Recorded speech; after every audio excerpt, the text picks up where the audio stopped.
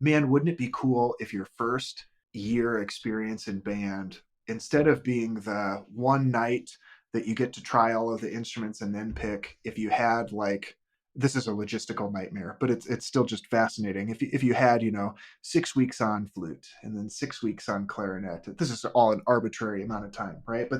And then at the end of the year, after you've developed these, there's a ton of musical skills that apply across everything, right? And then you've got some very specific stuff sprinkled in on top. And then you get to make an informed decision about, hey, I want to play, trombone. That was the one I liked the most. I think that in terms of skill development, as it currently exists from beginner to the end of their high school career, that you wouldn't see a dip. If anything, it would stay the same. I would be willing to bet that you would see that second and third year of band for them would be far above where it used to be, because they have a different but probably stronger foundation as they get into it. Hello and welcome to episode 109 of our podcast at the Human Restoration Project. My name is Nick Covington, and I'm a social studies teacher from Ankeny, Iowa. Before we get started, I wanted to let you know that this is brought to you by our supporters, three of whom are Ephraim Hussein, Jennifer Mann, and Marie Becker. Thank you all for your ongoing support. You can learn more about the Human Restoration Project on our website, humanrestorationproject.org, or find us on Twitter, Instagram, or Facebook. I am joined today by Burton Hable. Burton Hable is a music educator currently living in Central Virginia. He is a doctoral student in Boston University's music education program, and his research interests lie in how people construct music knowledge in the context of a makerspace. He also serves as the operations and building manager for the Charlottesville Band. Prior to moving to Virginia in the summer of 2018, he taught instrumental music in Iowa for 8 years. I've also known Burton for 20 years now, as we were high school classmates and played trombone in the same high school band together. Both of us later came back to teach in the same district that we graduated from. In so many ways, Burton and I share a similar journey in arriving at progressive education, and I'm grateful to call him a friend and a learning partner for these many years. As the title mentions, this episode focuses on the niche pedagogy of Constructionism, largely attributed to one man, Seymour Papert, who published his first book, Mindstorms: Children, Computers, and Powerful Ideas, back in 1980. It's both fascinating and frustrating that despite 4 decades of research supporting the powerful impact on cognition and the opportunity for collaboration inherent in these ideas, the philosophy and framework of Constructionism and similarly modeled Makerspaces are still only deployed in limited pockets on the fringes of the standard model of school. This conversation gets at the same central premise as so many others on this podcast. That is, our limited imagination about what works in schools as they are currently structured, and what works to do what within music education in particular. What does it mean to be musically literate, to be a musician? Burton Hable imagines the role of makerspaces supported by constructionist pedagogy in music ed as a way to expand and enrich the standard model for students, with the goal of creating a broader, collaborative experience for students to engage with all aspects, creating, performing, responding, and connecting to what it means to be musical. Enjoy.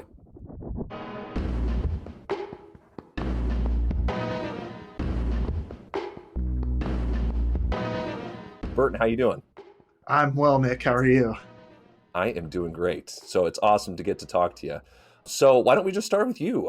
Tell us about yourself, your experiences and interests in education. What values do you center in your work with students in schools as a music educator? Yeah, you touched on some of them already. I taught middle school and high school band in Iowa for 8 years, and then moved to Virginia when my wife took a position at the University of Virginia as a professor of mechanical and aerospace engineering. I have a Bachelor of Music Ed from Iowa State, a Master of Music Ed from Vandercook College of Music in Chicago, Illinois. And like you said, I'm finishing up my doctorate of musical arts. I guess I don't get to be a PhD, a DMA in music education from Boston University. I always say we because it was a team of teachers, but when I was teaching in Ankeny, that we had a team of 6 teachers that delivered instruction for band 6th through 12th grade. And the really cool thing was Our schedule was built so that none of us were rehearsing at the same time. So all six of us could be in every rehearsal every day, either pushing in to help what was going on in the everyday rehearsal or to pull students out for some individualized or small group instruction. As a music educator, I really strive to help students know how to understand and communicate emotion through the music that they're listening to or that they're making. And really, like, I think that the best way to do that is to try and approach them using music that they enjoy, and then using that as a gateway to try and help them broaden their musical horizons, whether it's more into, I guess, the traditional canon of like what we would do in band, or into other things beyond what they're interested in. And one of the ways that we did that in Ankeny was we had this this ensemble project where at the end of the year things are winding down. There's no other concerts or performances that we're getting ready for. What are we going to do with our students? And we let them divide themselves up into like groups of 2 to 6 people, and then they picked whatever music they were going to play. The only thing that we did as teachers was, hey, I'll help you transpose that for your instrument, maybe tell you like, oh, we might want to tweak that a little bit to make it a little bit more approachable. But beyond that, they were choosing the music, they were rehearsing the music, and then that last week that we had together, they were performing it for each other. And so we had all kinds of Disney medleys. My last year in Ankeny, there was a whole bunch of Panic at the Disco. It was some really cool stuff. And it's here, celebrate everything that you know how to do, but then do it in a way that's not teacher prescribed or kind of in the traditional vein of how we do things. And to have such an authentic audience for that performance as well, which is, for each other, as in the form of this celebration. I mean, I can't imagine a better audience than kind of outside of that traditional, I don't know, like a concert band environment. Here's one where you get to flex those muscles a little bit. Yeah, exactly. A lot of the conversations that we've had for years now, going way back, have revolved around this guy, Seymour Papert. Am I pronouncing his name right, by the way? No, and it took me like 2 years to figure out, Okay. find somebody to pronounce it for me. It's Papert. Papert. Okay. Yeah, yeah. So I just kind of think of paper and then Papert. Yeah, Okay. right. Yep, Papert, yep, Seymour Papert. Well, that's great. See, I'm learning things too. yep. And I'm not sure if you had actually like exposed me to his ideas and of constructionism in particular. And so I think it bears in mind that constructivism, which is kind of a popular or ubiquitous idea inside of progressive education, maybe, I don't know, trace back to like John Dewey, right? But constructionism, Hmm. as a separate idea, that's sort of related, I suppose. So I don't know. Give us the update here. Who was Papert? What's going on in constructionism? And what's your interest in exploring that idea in your own work? I'm going to work kind of backwards with what you were saying there, because it'll get us into it in the same way that I got into it. I am really interested in makerspaces, and not just because I think that they could be a non-traditional avenue for students to get into music education that aren't in band, orchestra, or choir, or just because like I find them fascinating on my own. And for listeners that aren't familiar with what a makerspace is, and its in its broadest idea, it's a place that has tools and technologies for people to make things. And kind of the most common things that you'll see are 3D printers, laser cutting, there might be some woodworking or metalworking, some textile work maybe, or circuitry, definitely some kind of computer programming maybe. Just lots of different things for you to make really whatever you are interested in. And the theory of learning that kind of backs that up is this Papert's theory of constructionism. And constructionism, Papert was a student of Piaget's. So like the constructivist theory that we construct our own knowledge, that there's not like one truth out there waiting to be discovered, but that we kind of construct knowledge through our experiences of the world. That Piaget, after developing his stage theory of learning, that he was interested in what that looks like in practice. And Papert was a mathematician that then, hey, like help me figure out some of the specifics about how we develop math knowledge. So Papert, after working with Piaget, began to develop this theory that that process of constructing knowledge best happens when I have a tangible artifact that represents that knowledge. And it could be something that I create in the physical world, it could be something that I create digitally. Papert called it an object to think with, that's something I can tangibly manipulate that represents my knowledge.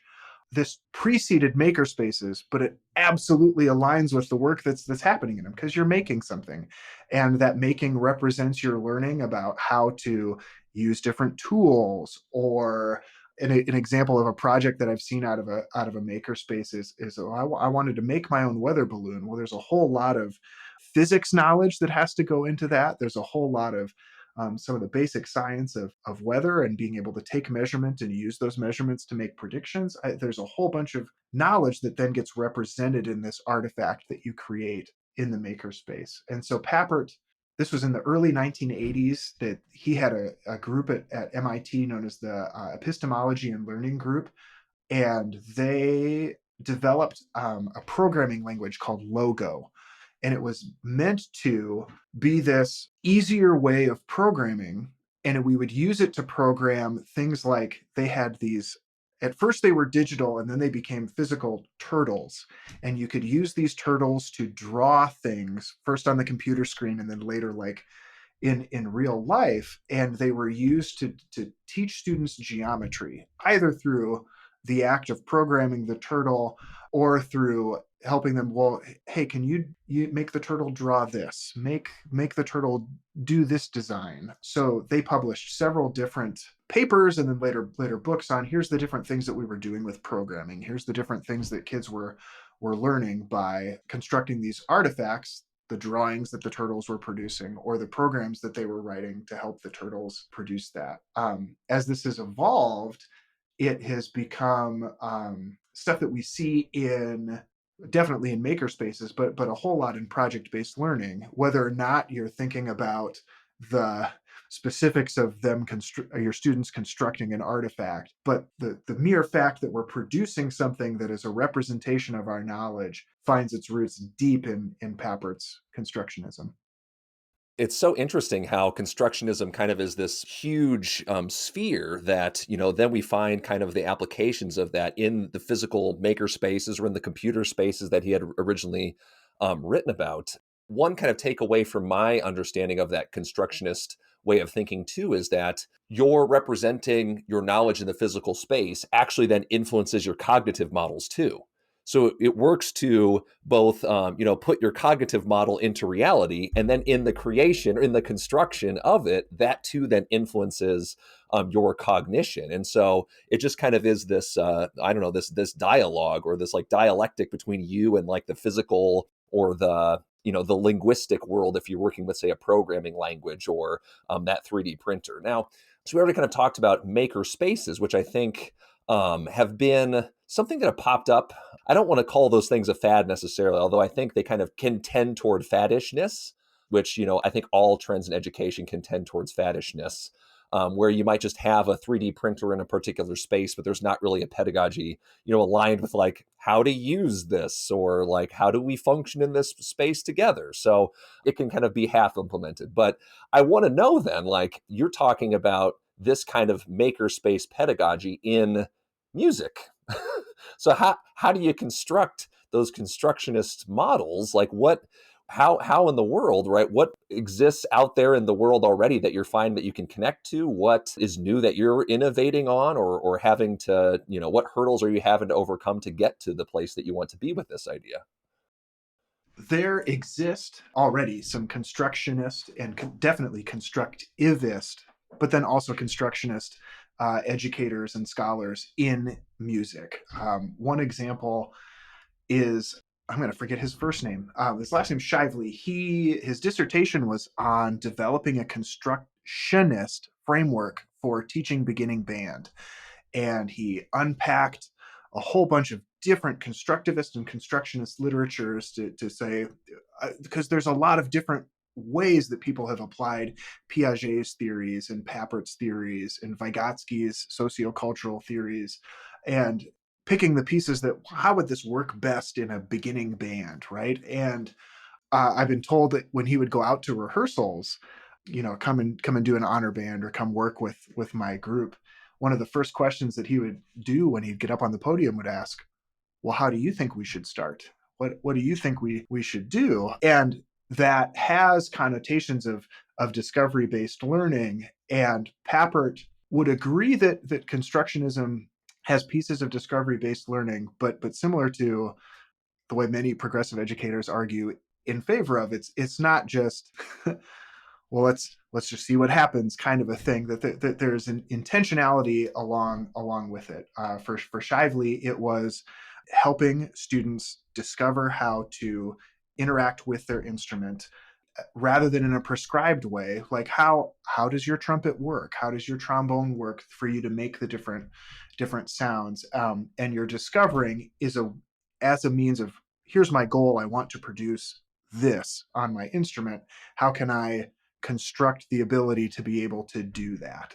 And there's some direct instruction that's necessary, how to put the instrument together and not hurt yourself, right? How to do some very basic tone production kinds of things. But then beyond that, there's so much that students can discover. There's other scholars like Ruth Dubrow from Boston University did a similar thing in middle school chorus. And then like Jackie Wiggins is like the epitome of a constructivist approach to music education. She wrote a book called Teaching for Musical Understanding, and she talks at great length about how do we develop a constructivist or constructionist mindset towards teaching music, and then how do we explore it. And you could make the argument that the artifact that you're producing in a band, orchestra, or choir, rehearsal, or performance is a musical artifact that is a representation of your understanding of music. But I'm more interested in being able to do that outside of those paradigms. We know that the most recent research tells us like about 20% of a high school population takes band, orchestra, or choir at some point in their 4 years in high school. There's so many students then that music is certainly a part of their lives, that they're just not involved in it in some way formally in their high school process. And so how can we reach those other 80% of students? And I think that makerspaces are one way we could. And the way that I've seen that is you could call it a makerspace high school here in Albemarle County, that they originally started as a way for seniors to kind of do a capstone project. They would attend this makerspace school once every other day, and the other day they're at their comprehensive high school taking their traditional courses. And one of these capstone projects that emerged was a student said, I am self-taught on guitar. I would love to make my own. And his first attempt at it was to make an acoustical guitar, and realized that was a whole lot more complicated than he was going to be able to accomplish in his senior year. And so he transitioned to making electric guitars and electric basses. And there's so much that he learned in woodworking and in some science fields in terms of the getting the different components onto the guitar and then wired the correct way and used the correct way. But there's so much about music that he learned too, because it was, this isn't sounding the way I want it to. What do I need to tweak to get that sound that I want? And then obviously once you've made it, well, you have to perform with it, right? And so here this student had this several artifacts of his music learning and his science learning, and that's a big piece of the makerspace learning. Is this, it's cross curricular, it engages lots of different disciplines, and essentially the sky is the limit with the student's imagination and what they want to make. I think I covered everything there that you were trying to ask me.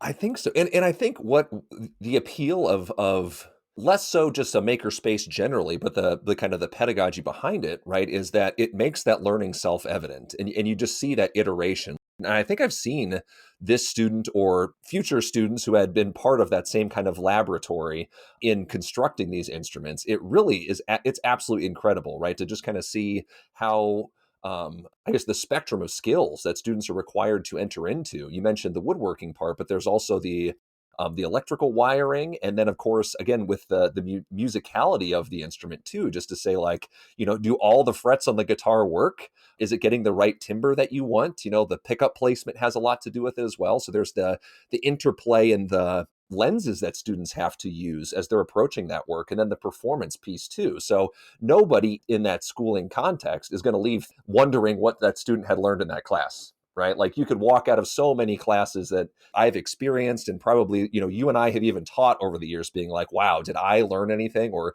did my kids learn anything? Or, did I actually give them the range of opportunity to be able to express the things that they've learned in there? But with such a concrete, base for performance and construction and creation, it removes all that down and just makes that thing self-evident. So I kind of wonder, because I can think back to my own band instruction, and I can think probably about a lot of musical instruction can look like the kind of rote instruction that we might see. I don't know, I don't want to paint with too broad of a brush, but like memorizing math facts or memorizing scales kind of as an equivalent thing. So, I could leave a math class per se, having memorized my times tables, but my ability to apply those or to create or to understand anything outside of that concrete knowledge is very limited. In the same way, maybe when I think about those musical scales, it might be the case that I could play a C scale, but like I might not be able to transfer that into some other context of either my playing or my listening, or kind of other of the literacies that you need to have to be musical, right? To have a musical competency. So on the spectrum from that kind of rote memorization of scales, which we've had a lot of conversation about this, but to your like ideal, or what we imagine this constructionist or this even constructivist method of music education looks like, right? Where are we starting from? How do we get to that ideal? Map that course for us here. What are the hurdles getting in between your vision for what this looks like? I don't know that I have a perfect pathway from from from one to the other, but Oh, come on. yeah, Easy answers. Come yes, on. yeah, exactly. And I don't know that my opinions about music education are necessarily inside the norm of what you might find amongst most high school music educators, well, any music educator. But you brought up the idea of music literacy, and I would venture to guess that the vast majority of people in the United States, in Western cultures for music ed, would say that literacy is being able to read notated music. And I wouldn't disagree that that is a musical literacy, but I don't think that it is necessarily the be all end all. Now, I'm not necessarily advocating that we should do away with teaching students to learn how to read musical notation in any shape or form, but it doesn't have to be that only way. So, like my experience growing up in music, which was probably similar to yours, was at some point in an elementary general music class, we started learning the staff and where the music staff and where notes appear on it. Every good boy deserves fudge, or something to that effect. And rhythms as well, and that transferred to recorder, and then later to some choice of a band instrument. And that's a fairly normal path, as I understand it, for most students. It might end up on a string instrument in an orchestra, or somewhere in a choir. But like I said before, like we're missing out on a lot of other students that are outside of that path. And so I'm not advocating for a replacement of the traditional path, but rather supplements to. And in some places, it's already happening. There are music technology classes that, depending on the way the classroom is set up, you could argue that they're a music makerspace. At this particular Makerspace high school that I was talking about before, there's a music studio. There's a place for students to record and produce, and they do their own music, their own music videos. There's instruments there, some of them designed by students, that they can play to produce. And there's also, I mean, national standards for music technology. Like, let's take you through learning how to use digital audio workstations and record in your own music and mix different loops and recordings and things like that. There's also avenues where we're trying to provide learning opportunities in music for specific cultures. There is a big movement in Iowa that was starting before I moved, and I'm fairly certain it's still continuing, for mariachi music and having mariachi ensembles as part of the curriculum. One of my electives at Boston, you and I talked a lot about this, was a rock band pedagogy class. And it can be called rock band, it can be called modern band. There's lots of different avenues for it, but like learning piano, bass, guitar, drums, or even computer, like building through loops and sampling, but producing the music that you listen to on the radio all the time. The final for that course was a performance in Boston's Memorial Union. I got to play some bass on "Get By with a Little Help from My Friends." It was quite the learning and performing experience. Very nice. But again, for music, I want us to have more options for more students, the students that we're not reaching with band, orchestra, and choir. And I think that the ways to do that are to let them explore using the music that they are interested in. And how can we help you create or recreate music like that? Because band, orchestra, and choir, at least the way that we're teaching them right now, don't really offer opportunities for that to happen. They certainly don't. And that I see that in my own students now. There are students that I've had come through my courses who have talked about the music that they're creating, whether it be like loops or samples or rap and hip hop and those kinds of things. I find it really interesting that those students who are usually involved in actively pursuing music in high school as kind of a career for themselves or something, or wanting to get into that, are not the same kind of students that I see who are maybe the most involved in like the concert bands, marching bands, and jazz bands and stuff, who aren't just creating music on the side. And I don't know if that's a function of structure or a function of time, or if they would, if they could. But yeah, it doesn't seem like those are groups of kids who overlap a whole lot. And I would really hate it if kids who went through like a band program then didn't ever take up music in the future, or absent that kind of structure or the opportunity to perform in a structured way. So there just has to be more ways for tiny humans to discover sort of the joy of that, the inner joy of that musical world. And this is a conversation we've had off air a lot, which is just about how like we kind of think of discovery learning as sort of being a non-rigorous or a much lampooned sort of idea. But when you start to play pentatonic scales or those kinds of things for kids, they feel a certain way about it, right? You have an emotional attachment to the way the timbre of a certain instrument, right? Or the way that the dynamics of a piece work. I mean, you can feel those things before you have a musical language to describe them. So are the makerspaces the way that you feel are the ways to reach that? Or is it more through, I don't know, like grabbing those kids and sitting down with them and saying like, you got to learn, you got to learn your majors and minors and your modes and everything else. I don't know. I'm not trying to get you to play into a false dichotomy here, but I'm seeing the dichotomy, right? Like seeing kids who drop out of music or kids who pick it up and then never let it go, and it goes on to influence the rest of their life. Yeah, and I don't know that, again, that a makerspace is a be all end all, but if we take that broad definition of a makerspace, that it's a place where the tools and technologies exist for you to make things.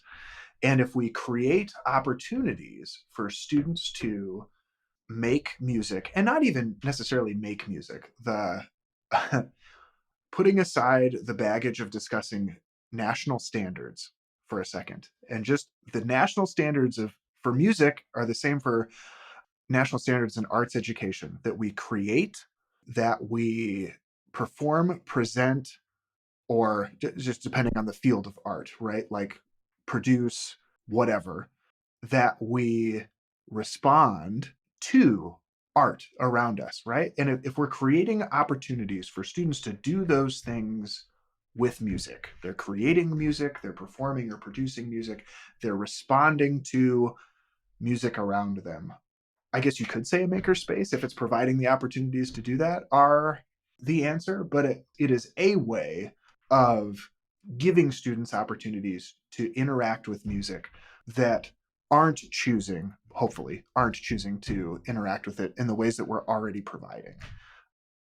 A perfect example is, and shout out to our mutual friend Tom Hines at Centennial High School in Ankeny. Tom has worked to get some grant money going to develop essentially a music studio in his media center. There's a room off to the side there where there's a couple iMacs, some recording equipment, piano, guitar, bass, drums, and he had even found a random trombone at some point. I had nothing to do with that, but then the kids can sign up at any time to go into the media center and make some music. And is it a music maker space?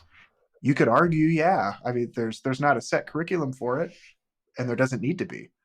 Kids can come in and make and explore music. It's a really neat idea that Tom had.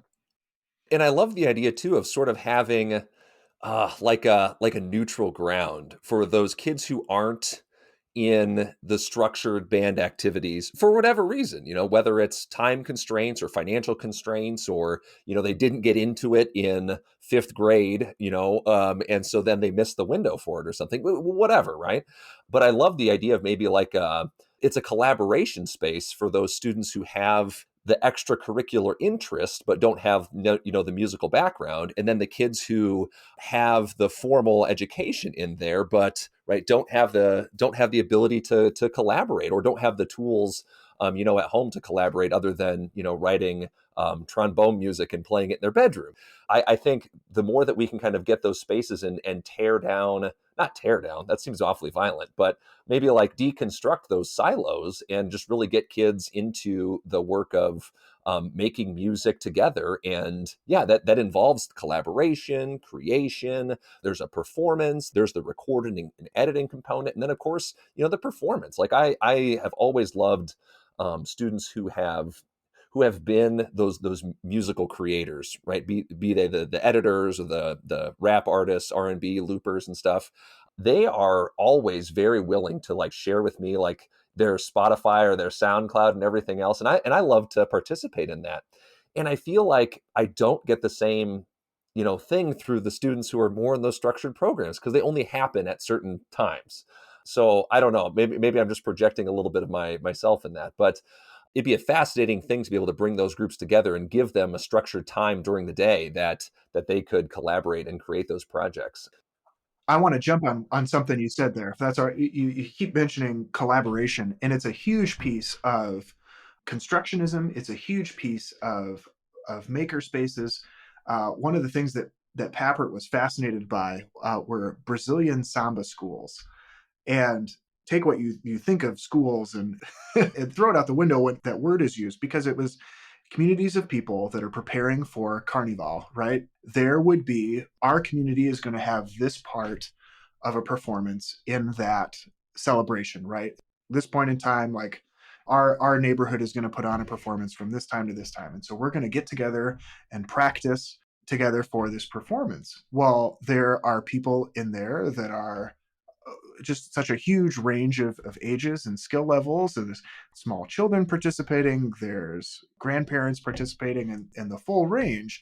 And people are learning from one another. It's very Vygotsky and sociocultural, and the more knowledgeable other, the scaffolding of everybody around it. And constructionism is a huge piece of that, or takes a huge piece of that we're going to be learning from the people around us interacting in these maker spaces. And some of it, if it's a more, I don't want to use the traditional word traditional, but it's what's coming out out of my brain right now, maker space, where I am trying to design this thing for the 3D printer and I'm not quite sure how to use the software. Well, the kid sitting next to me, that yeah, absolutely, like let me show you how to help you do that. Or in a music maker space like you're talking about, hey, like, you want to learn how to play bass, like let's come and learn bass by doing it, not by not necessarily by, now learn your 12 major scales, okay, now you can come and play that.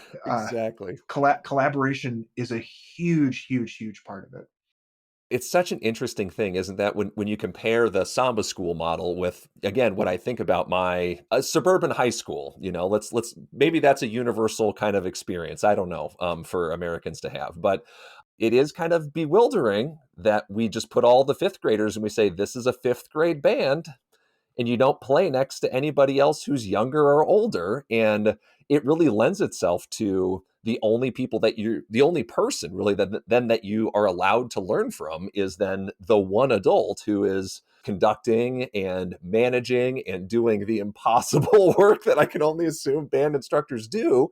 But quite frankly, maybe our structures make that work more difficult because there aren't the more knowledgeable others, or there aren't more, mature peers, because we've isolated fifth graders from sixth graders, and sixth graders from seventh graders, and seventh graders from their high school counterparts, and never do they ever interact. And even when those bands put on performances, and you're aware of this, how do they perform them? They perform as a seventh grade band, and as an eighth grade band, and then as a, 9th, 10th, or however your high school is combined band, right? It is such a fascinating thing to think of what music education could even look like if the not just interdisciplinary, right, but kind of that, if the grade levels were allowed to intermingle to support each other, and yeah, that's just an interesting kind of observation in that.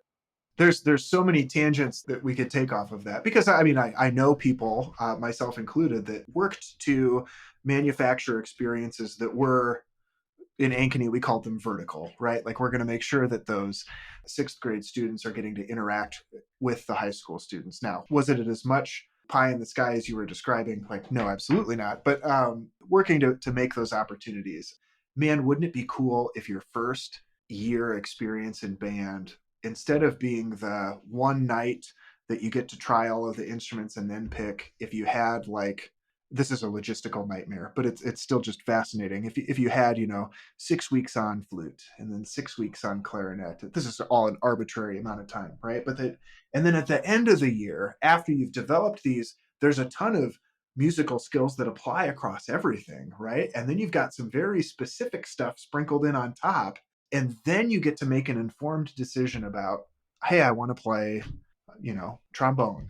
That was the one I liked the most. I think that in terms of skill development as it currently exists from beginner to the end of their high school career, that you wouldn't see a dip. If anything, it would stay the same. I would be willing to bet that you would see that second and third year of band for them would be far above where it used to be, because they have a different but probably stronger foundation as they get into it. Where do you think that strength in the foundation comes from? Just kind of seeing how they fit into the whole, or kind of seeing the breadth of musical expression that's out there? Like, Yeah, and then too, that it's that idea of transfer of learning, right? Like, the flute player, I mean, are they reading different music? Yes, but it's not as different as you might think. I mean, there's transposition and things like that, but I get to take those skills and apply it on this new instrument. And the vast majority of woodwind instruments, well, if I add a finger, add a button going down, the sound gets lower. Like, there's concepts that will work across all of the instruments, right? And the valve pattern on brass instruments is the same on all it, right? And so there's just this new wealth of knowledge that you can take from what you learned on this instrument to this instrument, which I think creates a stronger foundation there. And I'm a perfect example. I started on trumpet in fifth grade. Our 10th grade year, our 10th grade band was a little short on trombones, and so I said, yeah, okay, I'll do it. And there's so much that I was able to transfer, even though it was going from treble clef to bass clef and valves to a slide. But there's so much that's similar that all of a sudden, I mean, yes, I was 5 years older as well, but but picking up a trombone was not nearly as difficult because of that foundation of knowledge. God, that's fascinating. Yeah, and I think about my own musical experiences, and right, if I tried to pick up a woodwind now, I would be lost in the woods. It'd be just as likely for me to do open heart surgery on a whim as it would be to play a clarinet the first time. But with brass instruments, like, I could probably figure out a brass instrument in 15 minutes or so. Maybe not play anything super competently, but right, the basic mechanics of it are so different between those instruments. And really, I think maybe like percussionists probably get the most broad range of transferability. You've got musical notes on malleted instruments, and you've also got rhythmic patterns on various drums and things. So they might get the broadest depth of transfer there. A fascinating way just to kind of unpack the way that bands in school work. We talk about reimagining what like a classroom education looks like. Well, reimagining what that band room education looks like. You mentioned logistical nightmare. Yes, I'm sure. At the same time, right? Is it worth? And this is totally hypothetical. You don't have to say yes or no, right?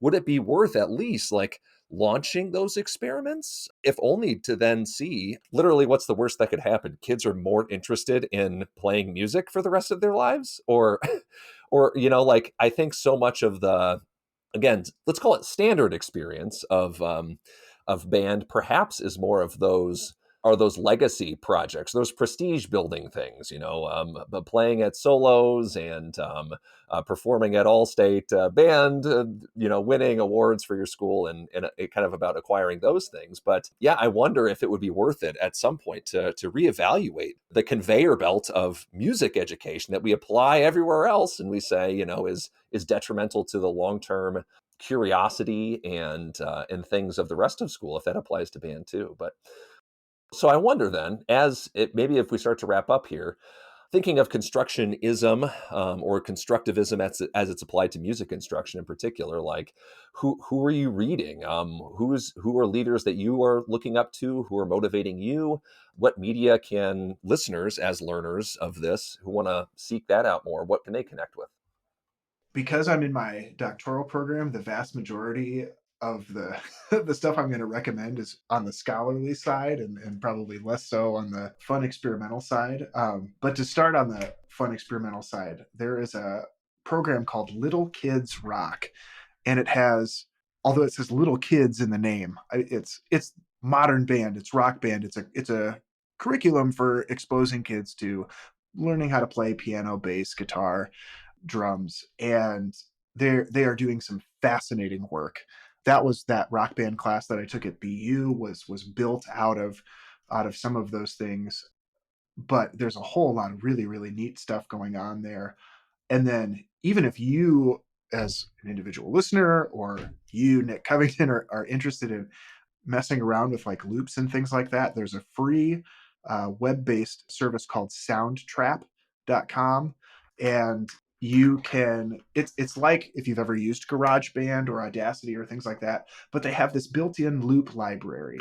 And some of the loops you have to pay for if but there's tons of free stuff in there that you can create with as well. And they just recently, or at least I discovered recently, a feature where you can type in an artist that you like, Doja Cat, right? And here are loops that we think sound like Doja Cat. How cool that like students can start by recreating and then move to creating from the things that are in there. Or even begin to analyze what characterizes an artist's sound. What Yes. makes this sound like a particular artist, right? Is it instrumentation? Is it a production quality, or something that's in post, or is it something about the artist themselves? So, oh yeah, that's a fantastic idea. Yeah. And then in terms of some of the more the more scholarly stuff, there I mentioned it was Joseph Shively was the constructivist beginning band thing. Jackie Wiggins is the teaching for musical understanding. In terms of makerspaces, the thing that really got me into it was twofold. One, I did a long-term sub job out here for a teacher at the Sigma Lab, like the Greek letter Sigma, and it's a makerspace at Charlottesville High School. They have a fairly structured like engineering curriculum that the students go through towards like a capstone project where you're designing some of your own stuff. But you can look up the Sigma Lab at Charlottesville High School and the stuff that's going on there. It's just absolutely fascinating.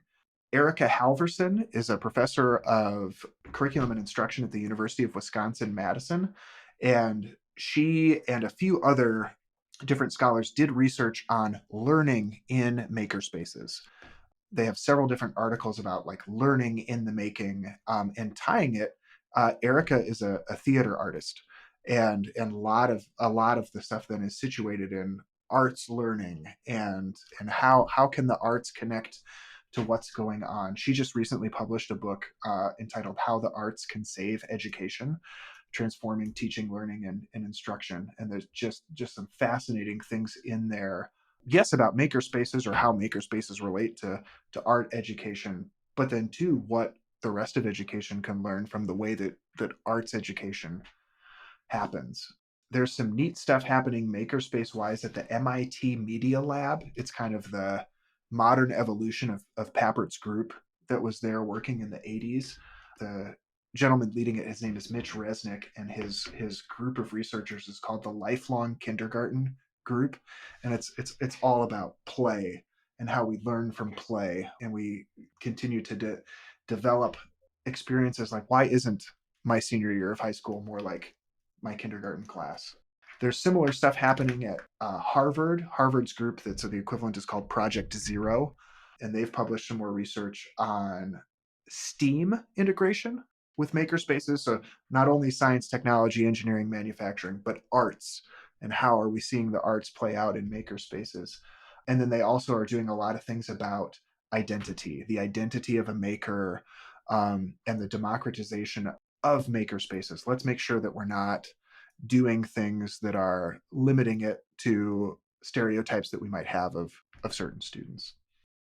Just on the note of research, though, when we think of like research-based practices, they tend to be, again, typical practices, when you kind of think of an idea like constructionism being sort of a new thing.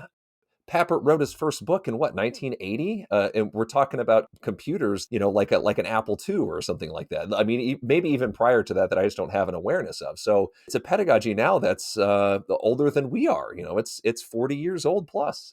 To say that it's not like a research-backed practice, you might just have to work a little bit harder to connect those spheres. But the fact that MIT and Harvard and things are pursuing it as well, I think probably give it a little bit of more legitimacy too. But well, cool. Burton, how can people find you, connect with, you and your work? Where can we find you? Absolutely. I have a blog at burtonhable.com. It's BurtonHable.com. And then it's Burton Hable on Twitter and on Facebook. I've been publishing a lot about my work at BU, my interest in makerspaces. And there's stuff, if you really want to go digging, there's stuff about the work that we were doing in Ankeny with that vertical teaching and band. Some of my thoughts about Nick, no, just kidding. But some of my thoughts about as I've developed as a progressive educator because of the work that Nick has done. That is definitely in there, and I would love to have conversations. I'm sure that you have in some way like outed me to my music education community as an outsider now. God, I hope so. That was my goal. I was trying to pin you to the wall and make you take a hard stance, and you wiggled out of it every time. You're a slippery guy.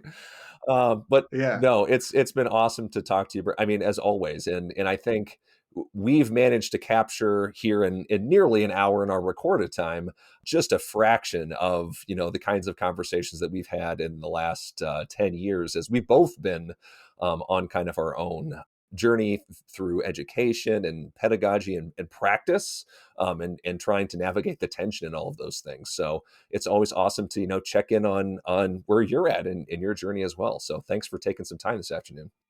No, thank you for having me. This has been fun.